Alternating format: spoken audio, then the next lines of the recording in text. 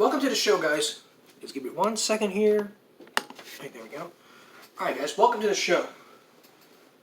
Last night, I told you guys about what happened when the school board decided on Thursday to have the gym barricaded, but there was more to the story.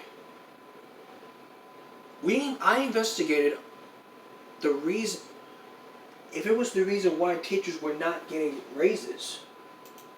It turns out it was. But there was something else.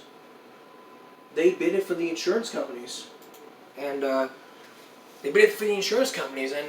Progressive and the other company, that's what we looked at.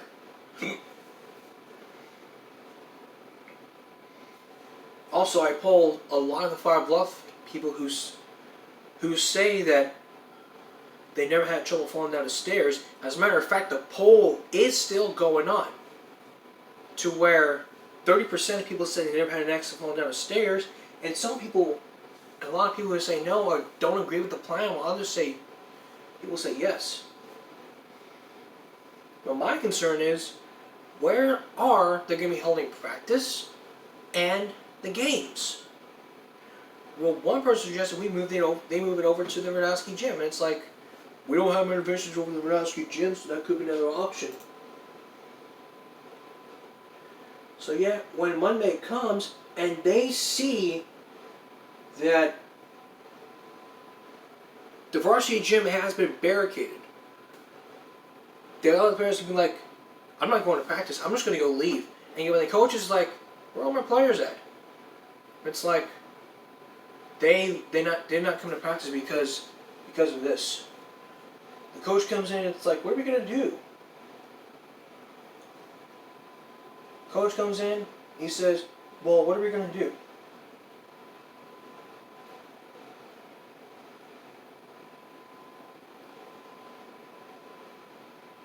And yet they realized it was the board who did it. The whole reason why is because they're trying to close it down and rebuild it, and that was the whole reason why teachers are not getting raises. But they told them, well, we don't have enough money. So Joe Kelly, the acting superintendent, said, your option right now is to reject all bids. And everyone said, we're going to reject all bids and we're going to barricade that. We're going to barricade the varsity gym. Well, we don't know how long it's going to be.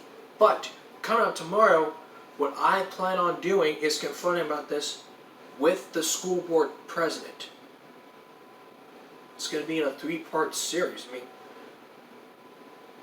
part 2, we're telling you what happened, and now my concern is, where are they going to be having their games at?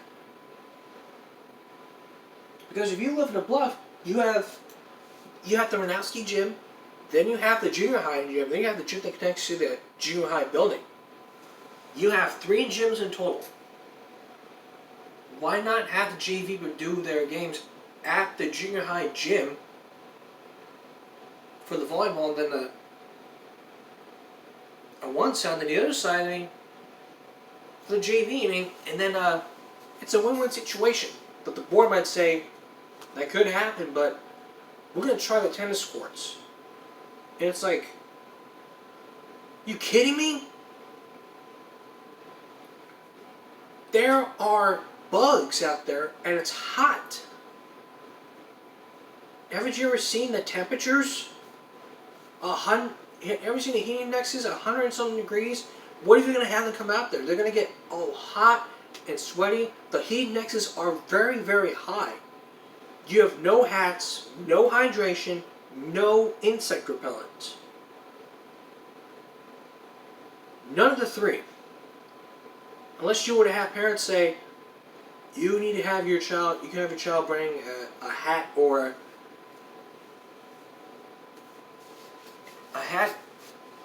and an insect repellent. Sorry. But the poll is still going on, and by tomorrow, when I confront the board president about this by phone, I'm going to convince them that they will change their minds.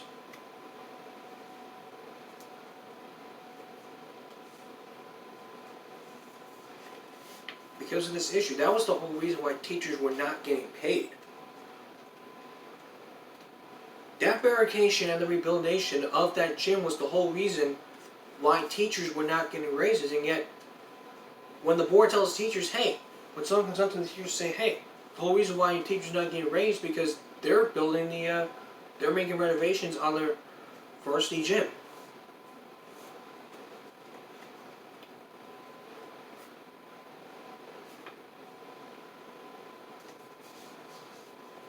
Somebody has to put a stop to this.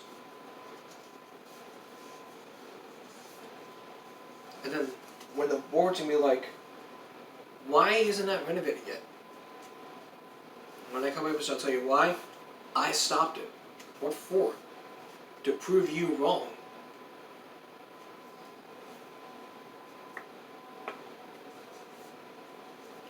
Unless you had to see posters and bullet horns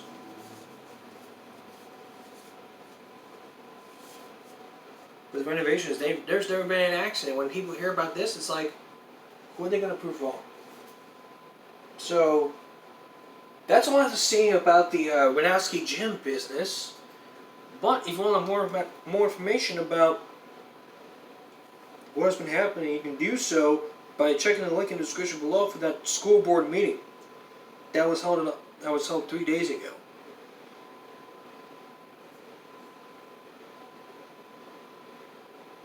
But now let's turn to the coronavirus. We're now up to 18,830 deaths here, close to 9,000 here in Nueces County. No, 352 deaths, over 350. Here in the state of Texas, we are 637K total cases, 12,000 deaths, 6.1 million in the United States.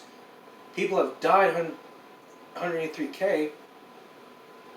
And for cases, total cases worldwide, 25.1, 60.5 million recovered, and 824 deaths.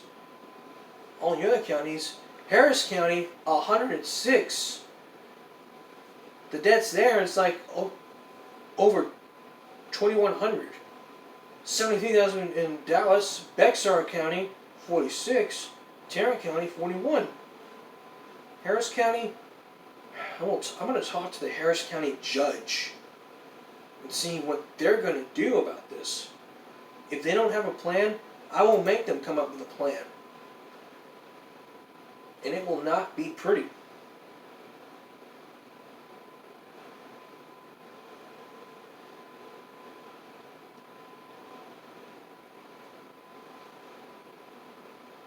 We're going to have more Give Me a Break when we come back. Thank you guys. Welcome back. Now we're going to talk about distractions in the classroom.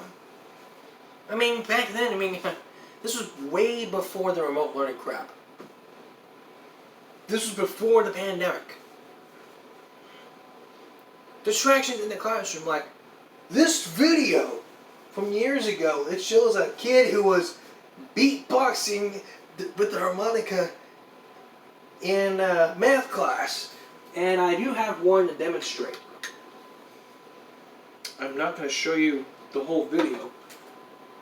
What I am going to do, though, is demonstrate what he did. He got a harmonica, and then he was like going.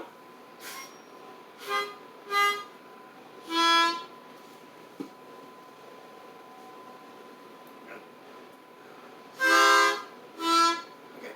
He was like. Ooh. Sorry. Sorry about that.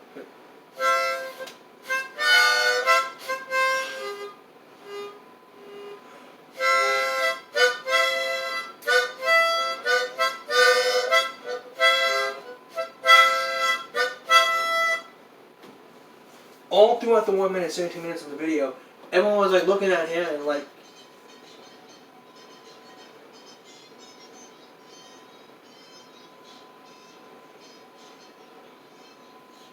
And yet, nobody was like, everyone was hearing this and it's like,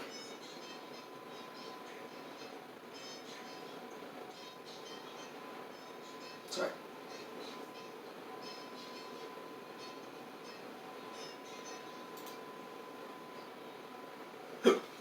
And then when the video ended, he was still getting out of class. And that was the whole reason why harmonicas are prohibited in classrooms to prevent, excuse me, distractions.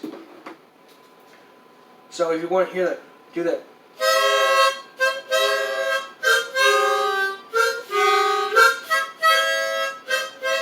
Like that. Sorry, I'm off key. Then you have to do it outside. Not in the hallway, but outside the classroom.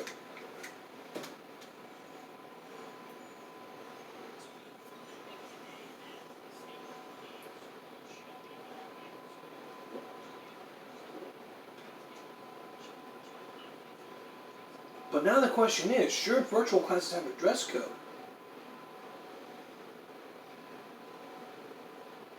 We're going to look at some answers here.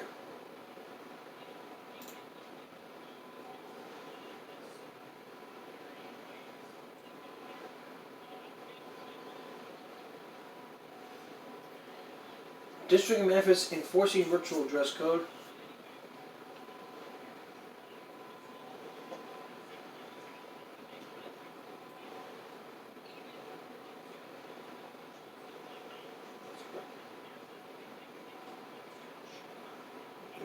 Pajamas.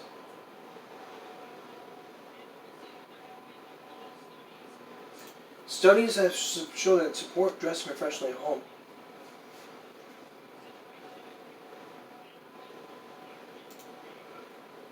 And one person said, no, my son is the same grade, typically has to wear a uniform, which doesn't mind, having to deal with the situation frustrating enough. Requiring a uniform while at home that could be the last straw for him, and meltdowns would follow.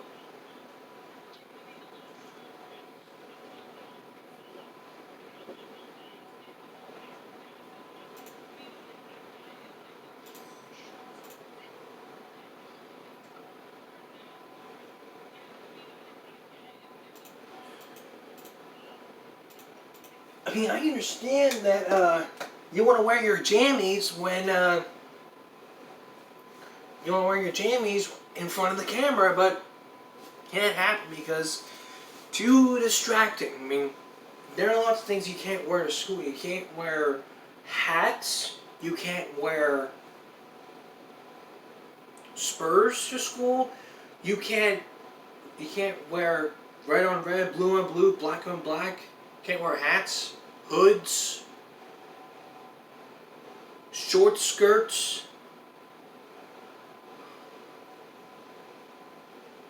You can't wear all those. I mean, it's a safety issue. Gloves, because it's a distraction in the educational process. Everyone has equal rights. I understand that, but education is really, really more important than the dress code to me. The principal has the final say in the dress code when it comes to this. When it comes to dress code, the principal has the final say in this.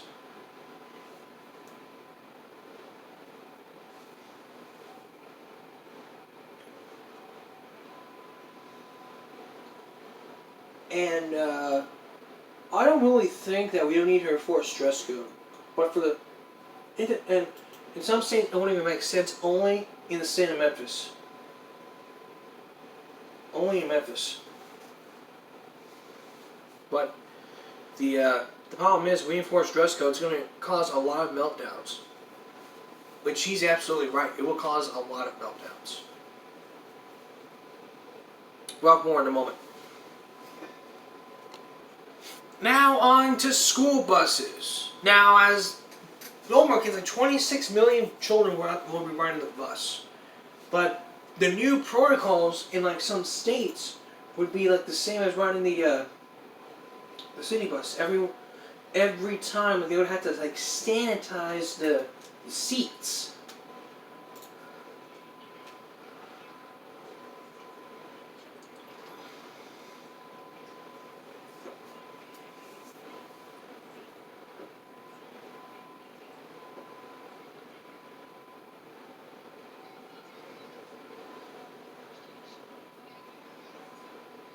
Yes.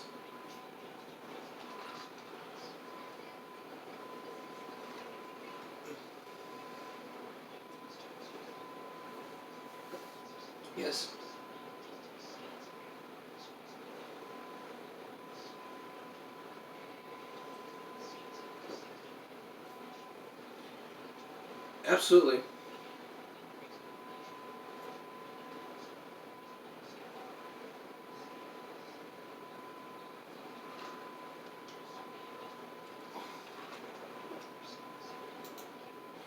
Well, that's good.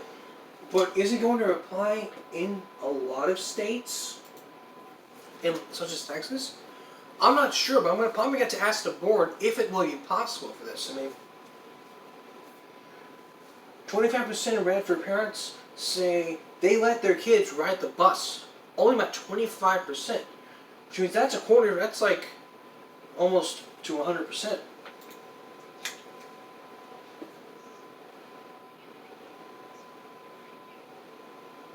And I would have to agree with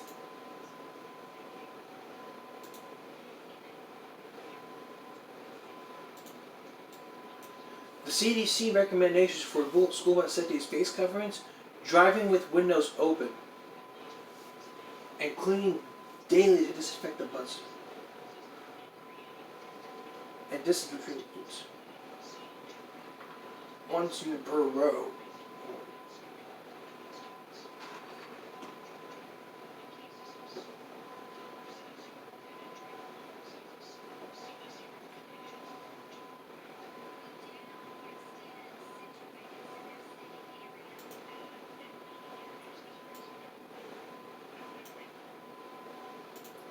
And I would think they would have to do the same thing like in that state did. But one superintendent isn't buying it.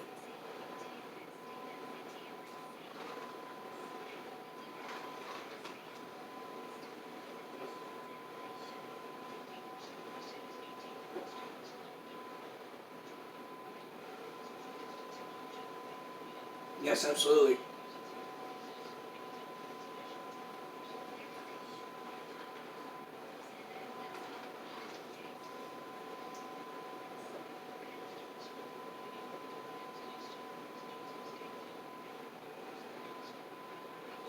But this is not concerning. But this is the safety for all students. So when the school year comes and your children want to ride the buses, the recommendations are you need to wear a mask and seat at the appropriate manner with the school logo on it. That's what needs to happen. If I were to come up, ask the board about this, I mean, is there going to be a seating for the buses like 6 feet apart? Maybe the same thing for sports. I mean, where they usually play on the side, I'm going to have to be like 6 feet apart. And have like a little, like two lines going this way and that way, so that we don't have to contract the virus. And now I have to disinfect my guitar every time. We're not talking about that, but school bus safety is really important. I mean, in the past, very first season, we used to focus on people who are acting up on the bus because they're playing music too loud, or using their phones, shouting profanity, etc. But if your child wants to ride the bus, the recommendation is that your child must wear a mask and have the windows up. I mean, that's what the CDC recommends. I mean, if you want to follow the CDC's orders, and for bus drivers, you're going to have to like disinfect the bus like every other time, like once a day. Like, because of this. So I wish the schools the best for doing this. I mean, we have to get these kids back in school, back in that classroom.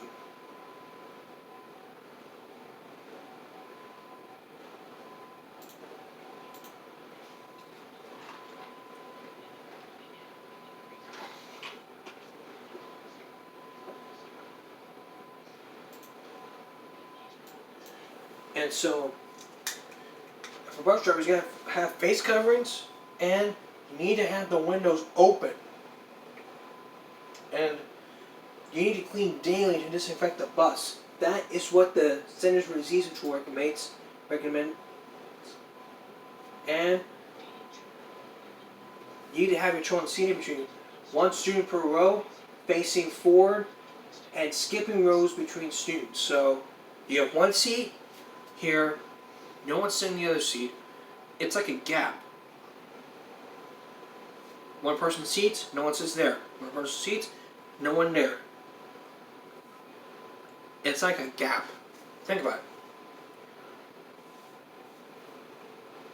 So when school reopens, I would hope that they would follow the guidelines from the CDC, and we can get things going smoothly. I'll be back in a moment. Up front tonight, ice handling. Now, ice plays a crucial role in food safety. If you're going to think about working at a fast food restaurant, there are things that you're going to need to learn about.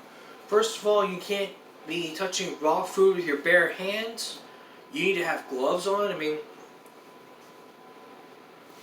you gotta have gloves on when you're touching raw food. And when preparing stuff, and when handling ready to eat food, you need to do it can't do it with your bare hands. You gotta have gloves. And you must always wash your hands frequently, every 30 minutes. But now since the virus, they're now switched into an hour.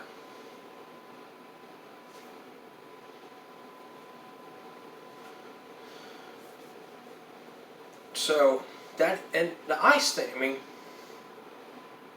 that's what contracts norovirus. A sick employee who had not washed his hands. The tips are that you can't be like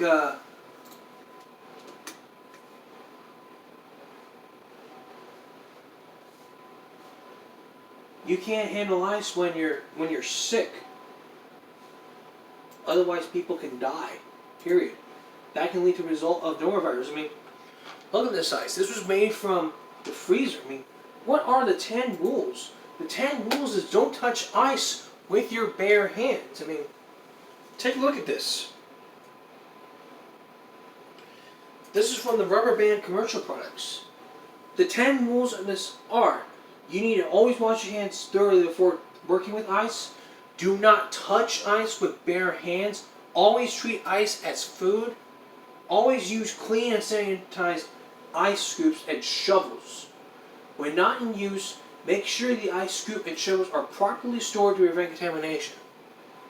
Meaning you can't be placing that, you can't just put it back in and then leave it in there. No, you gotta leave it out in a certain place. Use labeled detected ice only containers to prevent them from being used for other purposes. Store ice containers upside down on a hook to prevent contamination. Always clean and sanitize ice containers before use. Make sure that the ice machine is in good operating condition. Routinely inspect ice machines for cleanliness and improper maintenance. Do not work with ice if you have symptoms such as vomiting, diarrhea, fever, nausea, or the COVID-19. Avoid storing dirty plates in garbage cans or recycle bins near ice machines. And lastly, if ice machine is located outside or in an unintended area, be sure to lock it to prevent unauthorized access. These 10 steps were recommended by the Rubber Band commercial products, and if means for safe storage. If we use these, if you can use these 10 tips for your fast food restaurant, they can know how to handle ice. That's the 10 rules.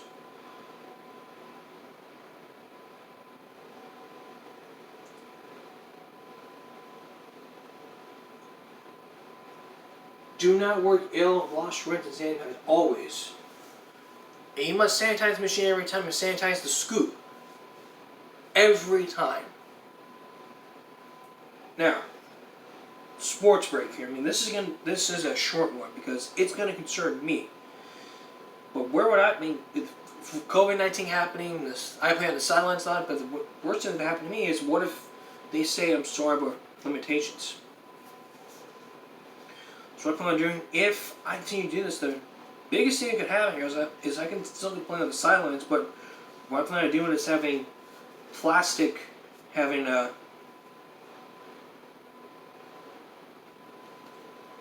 one pole to the other. This is going to prevent social distancing.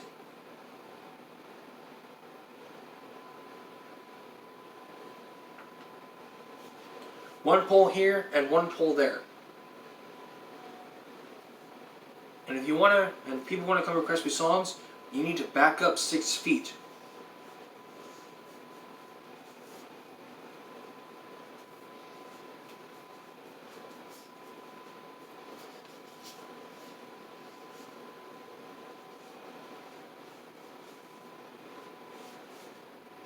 But I don't know if sports will continue to happen to what the board says. I mean, they're going to try to continue football. I mean, next month, coming up in about a week or two, football's going to be happening. But we don't know what else is going to be happening with volleyball. We don't know yet. We'll wait and see. That's all for this edition of Give Me a Break Sunday. This week on Give Me a Break, it's all about Workplace Confidential. On tomorrow's show, it's all about workers acting up and freaking out. That's on Monday. That's tomorrow. Then on Tuesday, the question is there sex in the office? We'll answer that question for you. As long as sexual harassment in the workplace on Wednesday. Then on Thursday, how to not reply at all when you accidentally click on it. Then on Friday, profanity in the workplace. Look for all of those next week. This week will give me a break. Take care of yourself and each other. Good night.